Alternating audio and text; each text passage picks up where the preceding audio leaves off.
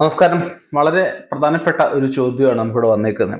എന്താണെന്ന് വെച്ച് കഴിഞ്ഞാൽ, ജാതകം നോക്കിയാൽ എല്ലാ കാര്യങ്ങളും നമുക്ക് അറിയാൻ സാധിക്കുമോ എന്നാണ് അവിടെ ജ്യോതിഷാലയത്തിൽ വന്നൊരാൾ ചോദിച്ചത്. അപ്പൊ ഇതേ സംശയമുള്ള ധാരാളം പേരുണ്ടെന്ന് അറിയാം. നമുക്ക് ഒരു വീഡിയോ ആയിട്ട് ചെയ്യാമെന്ന് കരുതി. അപ്പൊ ഈ ജാതകം എന്ന് പറഞ്ഞു കഴിഞ്ഞാൽ പ്രധാനമായിട്ടും പൂർവ്വജന്മാർജന്മം കർമ്മം എന്ന് പറയുന്ന ശ്ലോകമുണ്ട്.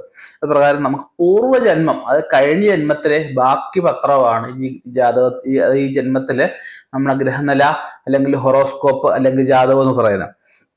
12 രാശിയിൽ 9 ഗ്രഹങ്ങൾ നിൽക്കുന്ന അവസ്ഥ, അതിന്റെ ഭാവം, അതുപോലെ നമുക്ക് നവാംശം, ഇതൊക്കെ നമുക്ക് പരിഗണിക്കേണ്ടതായിട്ടുണ്ട്. പക്ഷെ ഇതൊക്കെ പരിഗണിക്കുമ്പോൾ നമുക്ക് മുജ്ജന്മത്തിലെ ബാക്കി പത്രം, മുജ്ജന്മത്തിലെ നമ്മൾ ചെയ്ത കർമ്മഫലം അനുസരിച്ചുള്ള കാര്യങ്ങളാണ് കൂടുതലായിട്ടും അതിനകത്ത് കൊടുത്തിരിക്കുന്നത്.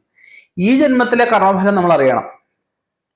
ഈ ജന്മം പാപകർമ്മങ്ങൾ ചെയ്തിട്ടുണ്ടെങ്കിൽ, അല്ലെ ഈ ജന്മം നമ്മുടെ പൂർവികർ പാപകർമ്മങ്ങൾ ചെയ്തിട്ടുണ്ടെങ്കിൽ അതിനെപ്പറ്റിയ കൂടുതലായിട്ട് കാര്യങ്ങൾ അറിയണം, ചിന്തിക്കണം. ഏത് രീതിയിലുള്ള പാപമാണ് ചെയ്തത്, ആരുടെയെങ്കിലും വഴി മുടക്കിയിട്ടുണ്ടെങ്കിൽ നമുക്ക് നമ്മുടെ എല്ലാ കാര്യങ്ങളും തടസ്സങ്ങളും ഉണ്ടാകുന്ന അവസ്ഥ വരും. എവിടെങ്കിലുമൊക്കെ വഴിപാടുകൾ കടങ്ങൾ പറഞ്ഞിട്ടുണ്ടെങ്കിൽ വഴിപാട് കടങ്ങൾ കടന്നു കഴിഞ്ഞാൽ വഴിമുടക്കിലായിട്ട് വരുന്ന അവസ്ഥകൾ വരും. ആരുടെയെങ്കിലും തൊഴിൽ നഷ്ടപ്പെടുത്തിയിട്ടുണ്ടെങ്കിൽ അവനോട് തൊഴിൽ ഉറയ്ക്കാതെ വരുന്ന അവസ്ഥകൾ ഉണ്ടാവും. വിവാഹം കഴിക്കാതെ വാക്ക് കൊടുത്ത് ആരെങ്കിലും പറ്റിച്ചിട്ടുണ്ടെങ്കിൽ അവനവന് അല്ലെ അവന്റെ സന്താനങ്ങൾക്ക് ആ ഒരു ദോഷങ്ങൾ ഉണ്ടാകുന്ന അവസ്ഥ വരും. ഇതെല്ലാം നമുക്ക് വിശദമായിട്ട് ജാതകം മാത്രം പരിശോധിച്ച് ഇങ്ങനെയുള്ള കാര്യങ്ങൾ അറിയില്ല. അതിന് കവടിയും കൂടെ വെച്ച് നോക്കണം. കവടി പ്രശ്നമായിട്ടോ അല്ല താമ്പൂല പ്രശ്നമായിട്ടോ നമുക്ക് നോക്കണം.